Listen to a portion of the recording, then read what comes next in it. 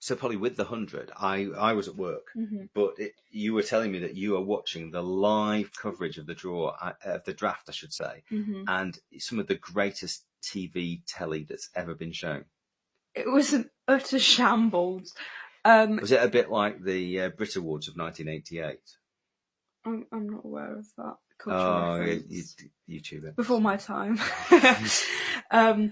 Yeah, it was quite chaotic. So it was live streamed on Sky's YouTube channel. And I've watched a couple of drafts in my life. So I mean, to be fair, I thought the WPL auction was chaotic enough, but that actually is very moderate compared to what was going on here. That was quite clear. But with this, essentially, you knew the order of which the picks were going to go in. But then, so Welsh Fire had their first pick. They went to get a player, and it was blocked because of their rule that you can keep a player. They went for another team, no, blocked. And then they finally got their first pick, which was Sophia Dunkley.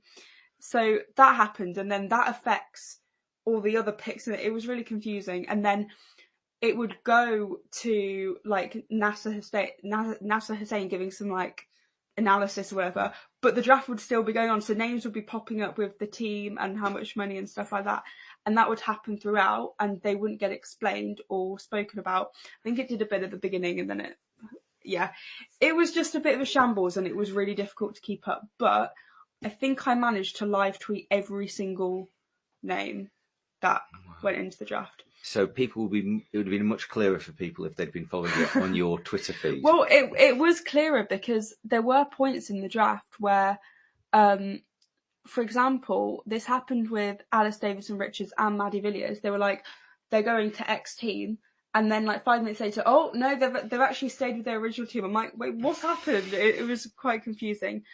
But I think we should chat through all of the teams. Yes. Start with Welsh Fire. The weaklings, not much fire going on there. I think there is going to be some fire now because they have got some incredible players. They started with Sophia Dunkley from Southern Brave, Shabnim Ismail from Overly Invincibles. Okay. They've got Georgia Elwiss, obviously all-rounder yes. from Birmingham Phoenix, Freya Davies from London Spirit. Yes. They've got Laura Harris, which I just think is the real weapon here. Friend of the pod. Exactly. And then Alex Hartley, who they've ended up keeping. So, who I think was their top wicket taker last year. Yeah. So they are looking really strong. And I think they've done really, really well. Of course, they have more players than other teams because of the fact they originally only retained 3 players, and then Annabelle Sutherland pulled out on Monday, I think. So they had to kind of shift things around. They've got Tammy Beaumont and Hayley Matthews as well. Yeah. So those two, plus Sophia Dunkley at the top of the batting order.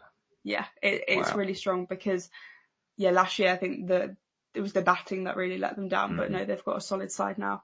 London Spirit have signed Grace Harris as an overseas, her first time in the tournament. Sarah Glenn, interestingly, from Trent Rockets, despite the fact they've already got spinners in Heather Knight, Charlie Dean and Amelia Kerr.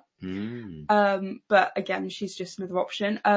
Sophie Munro, I thought was quite interesting. So she played for London Spirit in the first year, I think, and then went to Trent Rockets last year. But I think she is an interesting pick. Young player from the Blaze. So clearly the coach has seen something in her, which is quite exciting. And then Sophie Luff has also gone back to London Spirit. So I think she'd be good. We see her more do well in the 50 over stuff, but I think she can do quite well in 20 overs. Then on to Manchester Originals. So probably one of the biggest ones is Laura Wolvaardt has moved from crossing the Pennines. She's moved from Northern Superchargers. We'll mention the other person who was betrayed her county in a minute, who obviously is very reliable batter, and I just think I can't wait to see the Laura Wolvaardt bat alongside Deandra Dottin and Emma Lamb. I just think that kind of whole combination will be quite interesting. Amanda Jade-Wellington. I mean, she's been huge in both editions of the 100 so far, hasn't she? Yes, definitely. Amanda Jade-Wellington coming from Southern Brave up to Originals.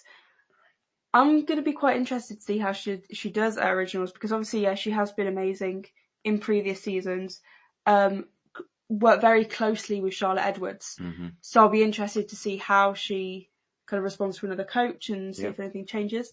Kathryn Bryce has made the move from Trent Rockets, I believe.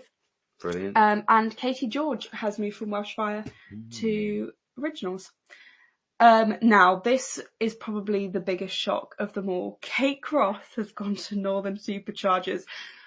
Well, I was about to say against her will. That's probably a bit harsh, but she wouldn't have known until like the draft when she suddenly gets picked. Which I think she's as shocked as we all are. It's a funny one, isn't it? First of all, it was strange that Manchester Originals didn't keep her as a retained player. I was surprised by that.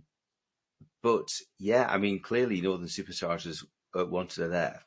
Paid top rates for her, considering this is someone who can't get into England's T20 team. Yeah.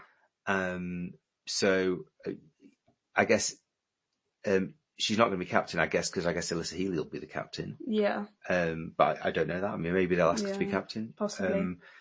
But yeah, it's a really interesting one, and it's one of those where I just can't imagine her. Yeah, I just can't. But the moment it happens, it'll feel normal. Yeah. But it's just like no, she's Manchester Originals, like not Northern Supercharged. I mean, she's lucky there's nothing about Leeds or Yorkshire in the title of the team. It's just Northern, so she can represent the North.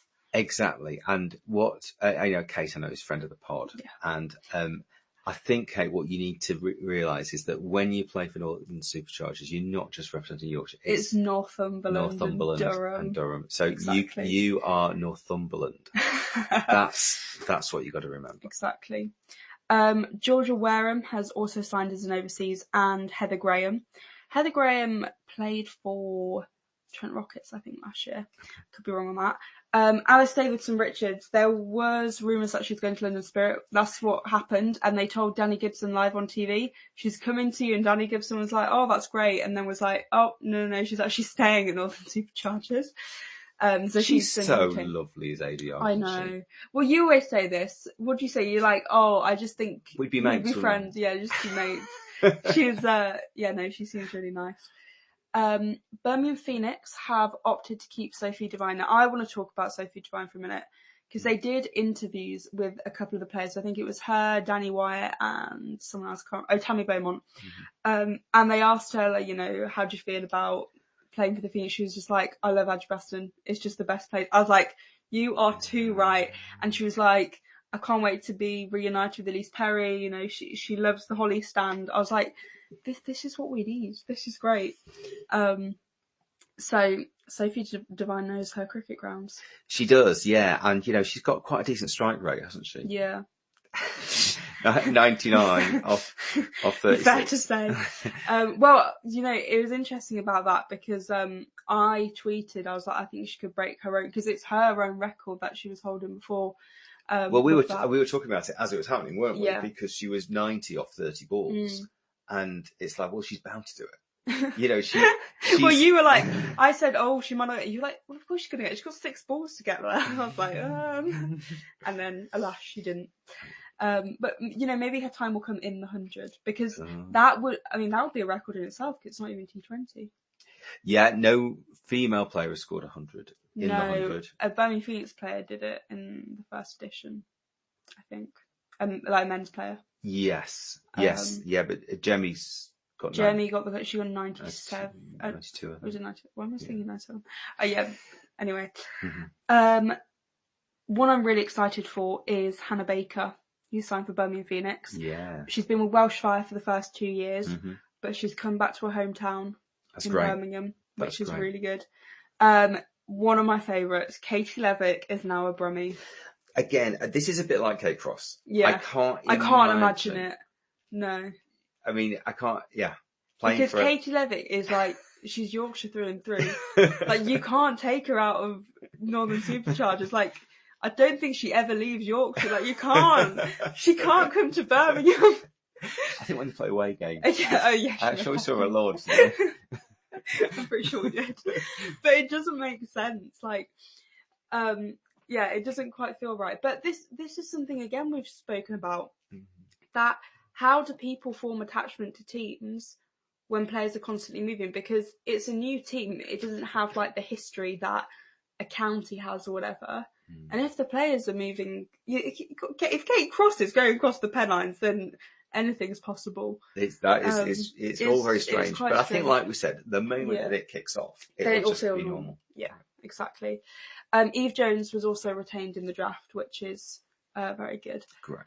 On to Trent Rockets. Harmanpreet Kaur is back, which I'm really excited about, because I think at the moment it's just her and Smriti Mandana representing India in the 100.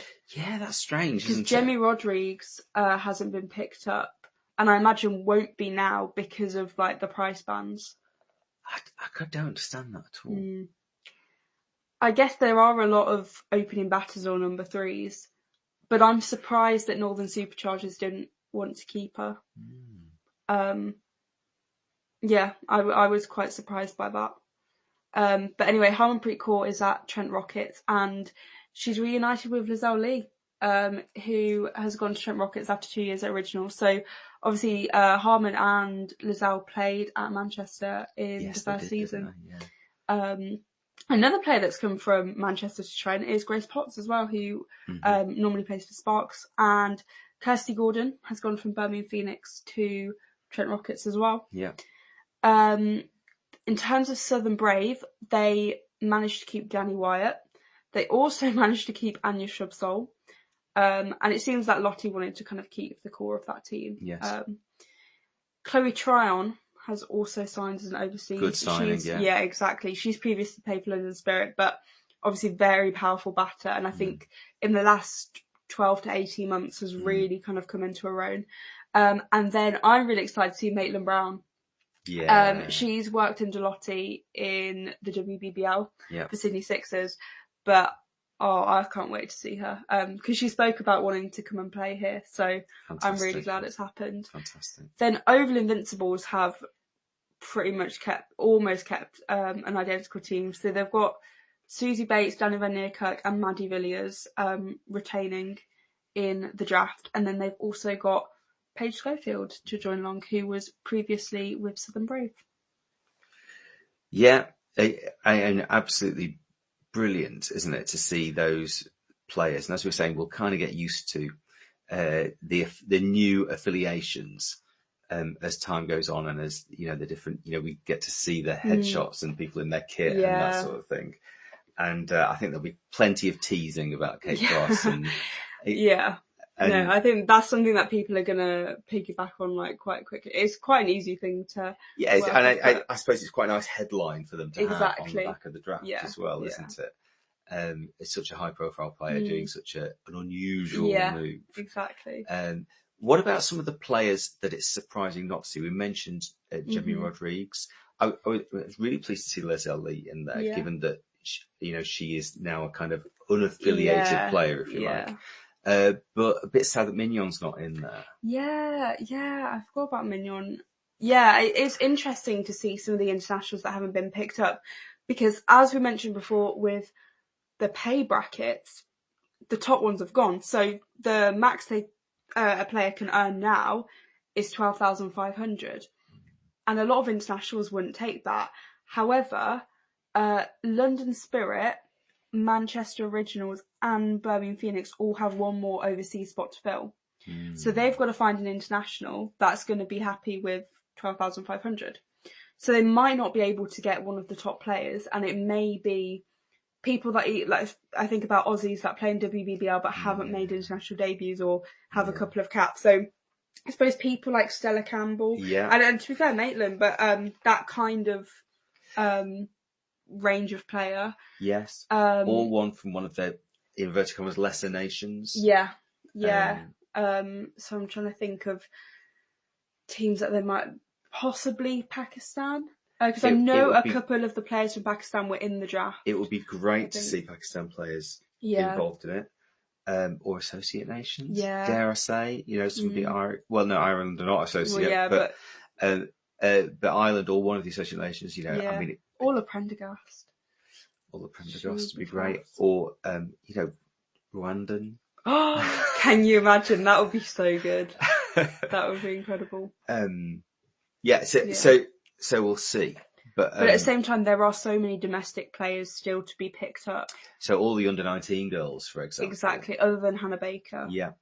So obviously this now goes to, I keep calling it private negotiations. It sounds like really official. It's just like, it's a free market. Anyone can take anyone.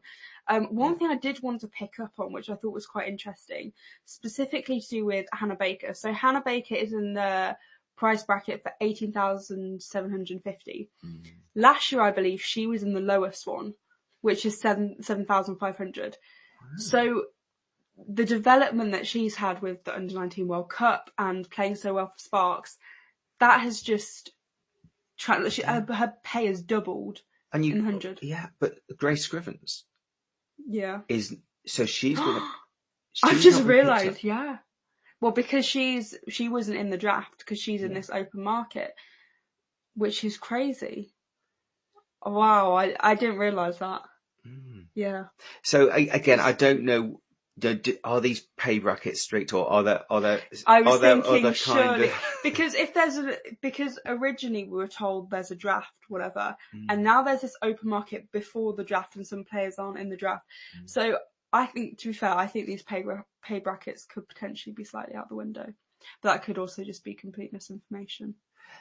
Yeah, fake news. Get it? Fake news. You can but that is crazy, isn't it? That Hannah Baker's coming in at 18,000. Grace Scrivens, possibly the maximum she could come in is 12,500. Yeah, I mean it's still a lot of money for an 18-year-old. I mean it's a couple of good nights out, isn't it? Yeah. How good nights out are you thinking? But anyway, it's got me in the mood for the 100. Yeah. It's really exciting because I think the contest is a lot more even now, which I think that's why because I was quite hesitant about the draft, but I think that is one thing it has really helped. Because you look at Welsh Fire now and you think you can't have an excuse for being really bad now because you've got some really good players. So it'll be interesting to see who else gets picked up. Yeah, and there'll be withdrawals as well. Yeah, injuries as well, all that sort of thing. And we know what happens when injury replacements come in. They become the joint leading wicket taker for over the Invincibles. So, no, we'll see. But it is very exciting. And I think although the actual draft was a bit of a shambles, it was quite cool to see it being kind of part of, I don't know how to describe it, but the way it was set up with having like the TV and then a couple of people there with their laptops and on Zoom to all the coaches, it's kind of fun. Okay. I quite liked it. Okay. So I'm a bit of a fan of the draft, although it was chaotic and probably needs a bit more organising. But just thinking through a little bit. Yeah, maybe have a think about it before you do it straight away. So that is the 100 draft.